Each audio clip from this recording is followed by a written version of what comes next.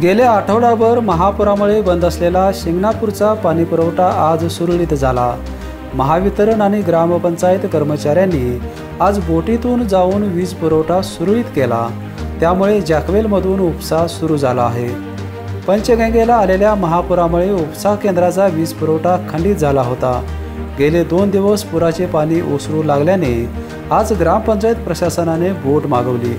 महावितरण आणि ग्रामपंचायतीच्या पाणीपुरवठा कर्मचाऱ्यांनी बोटीतून पुराच्या पाण्यात प्रवेश करत उपसा केंद्राचा वीज पुरवठा सुरू केला, त्यामुळे पाणी टंचाईला दिलासा मिळाला असून आता नियमित पाणीपुरवठा सुरू झाला आहे। बेपेनसाठी कोल्हापूरहून विजय यशपुत्र।